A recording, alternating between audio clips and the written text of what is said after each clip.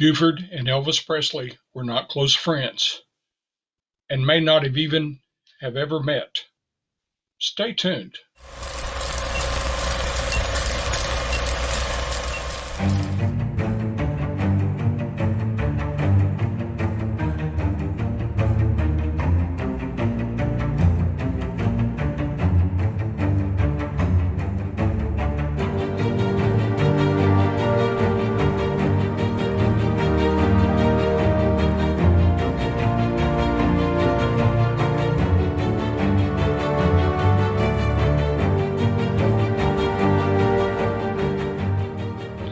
Now, we've all heard stories about how close that Buford and Elvis were.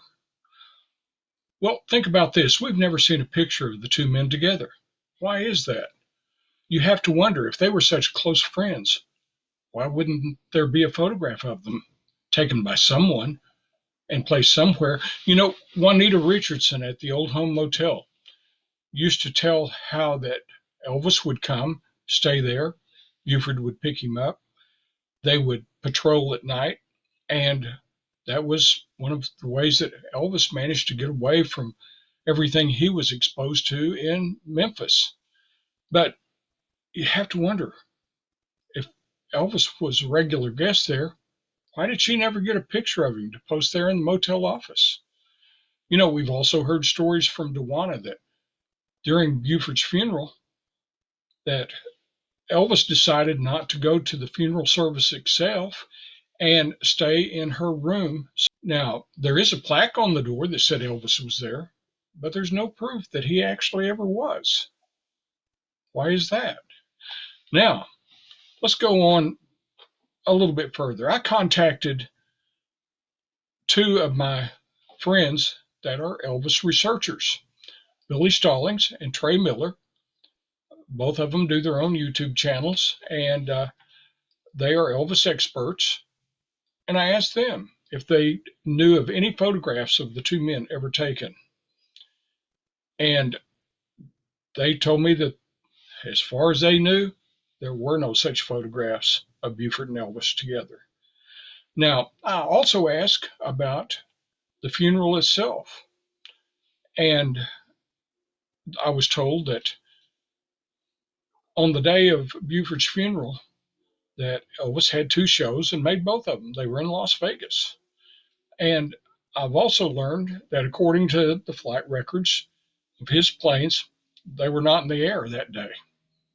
So what reason do we have to believe that Elvis and Buford knew each other? There's also the story that in 1972, when Buford had a house fire, that Elvis sent him a check for $1,000. It's a good story, but there's nothing that we can base it on other than just PUSSER fans telling us the story. No copies of a canceled check, nothing that, or a photograph of the check before it was cashed, anything like that to let us know that that's a true story. So, like so many parts of the PUSSER story, I'm inclined to believe that there's no substance to them. Now, I didn't want to stop there.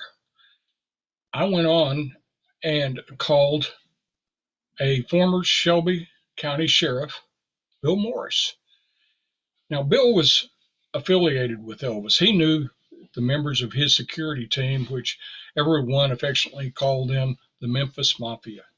Now, unlike Buford, there are photographs of Bill and Elvis together. Now, Bill and Buford were elected on the same day in 1964. Both became sheriffs. Bill over in Memphis and Shelby County, Buford in Adamsville and Selmer in McNairy County. They went to a sheriff's conference together. And that's when Bill began to find out that Buford wasn't quite what he seemed to be. Now, later, I got an opportunity to interview Bill, and he's 92 years old, didn't want to appear on camera, and I respect that. But he started telling me his stories about Buford. Now, there's plenty of reason to believe that Bill knew what he was talking about because I found all kinds of photos of Bill and Elvis together, unlike finding photographs of Buford and Elvis together. One of the stories happened to be when Buford wanted Bill to get tickets for him to attend an Elvis performance in Tuscumbia, Alabama. Well, Bill wasn't wild about it, but he did it. He got 2 tickets for him. He did not get backstage passes.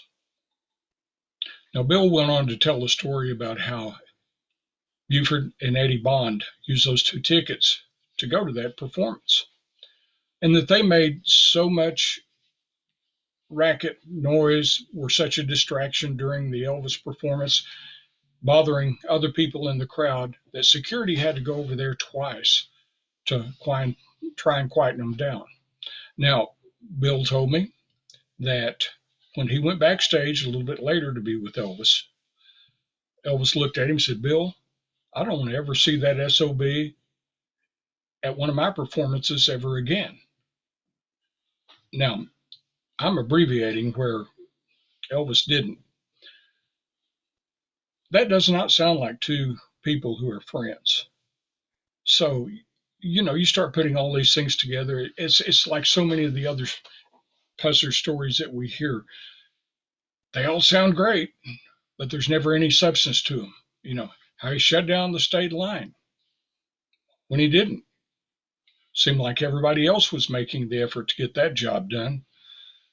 It's kind of like being shot 8 times and stabbed 7 times, but yet there's never any witnesses to verify that to be true. So this is just another one of those things. Elvis really didn't know Buford Pusser. Elvis didn't like the man. And now there are photographs, like I say, of Bill Morris and Elvis together. And, I've been showing them up here on the screen when we've been talking.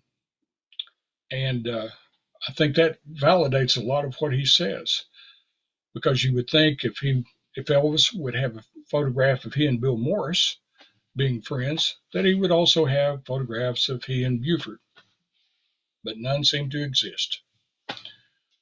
I'd like to thank Billy Stallings and Trey Miller for their help in getting me in touch with Bill Morris, and I have great admiration for Bill.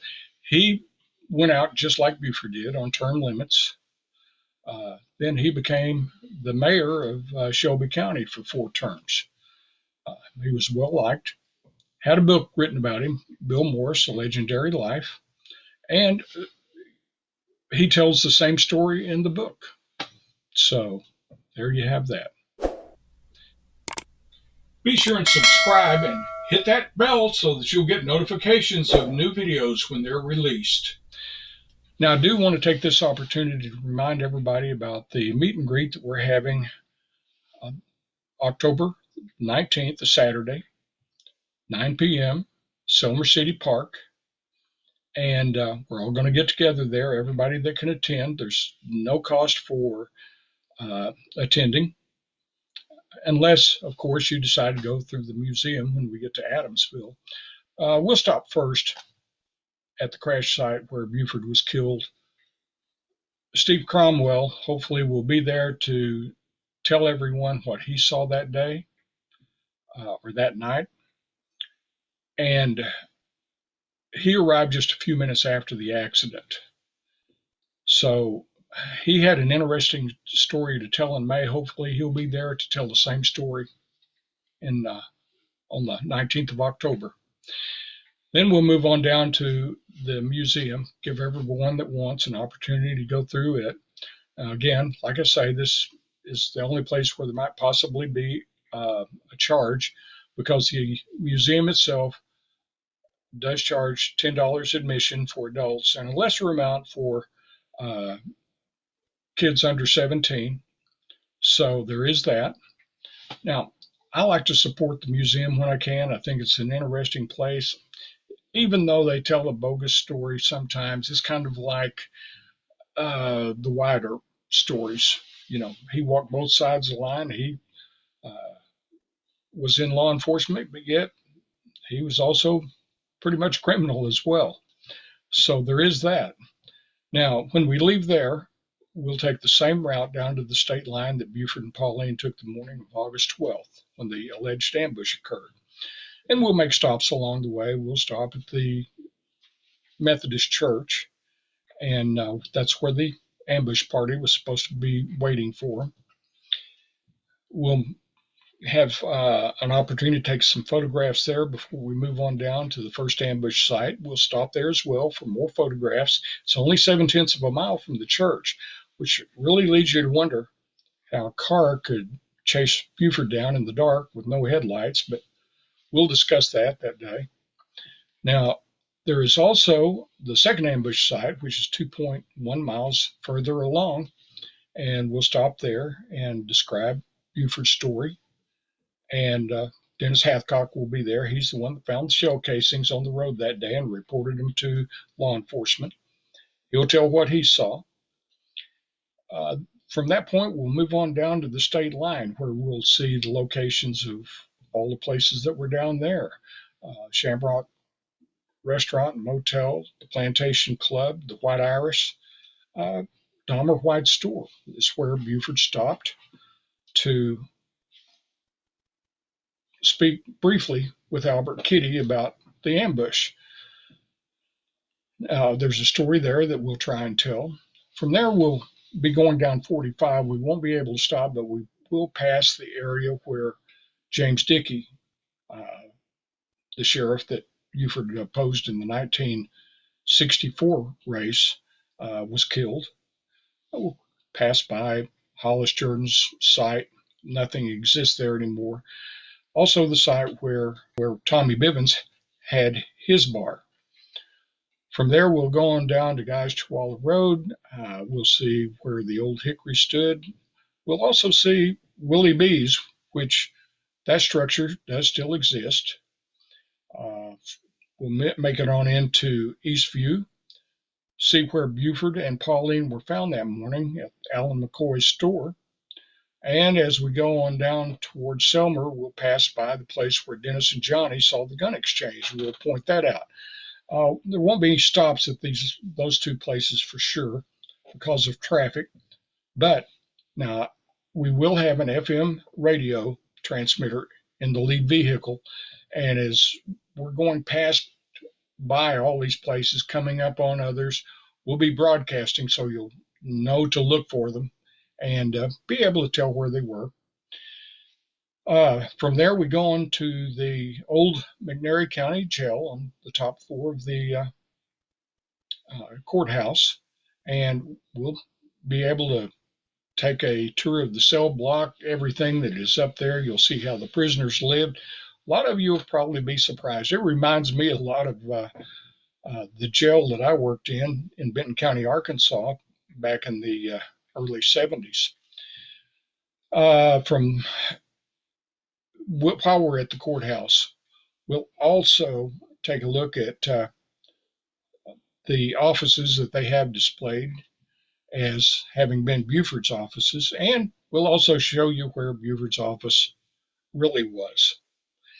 So there is that. I hope to see everybody there. We had a good crowd back in May, and I hope to have a larger crowd this time. So please keep in mind, and if you think you want to attend, all I ask is that you go to my Facebook page, Buford PUSSER, The Other Story, and just post up in the comment section somewhere that you do plan to attend so that we'll have some idea of the number of folks that are coming. Now, I might advise you, there are no places along the way to really stop and get a bite to eat, and this is an all-day affair. So I would suggest that you bring some sort of picnic lunch and some drinks because it will be a long day without that. When we first arrive in Selmer that morning, I might also mention that we'll have hot coffee, some soft drinks, water, and donuts as we get to shake hands, meet, get to know each other. I've met so many people online, and I've messaged with them. I've spoken with so many on the telephone and never got to meet them. And in May, that was really a big deal to me. And that's the reason we want to do it again in October. So, October 19th, 9 a.m., Selmer City Park. Hope to see everyone there. And until then, just remember the truth has no agenda.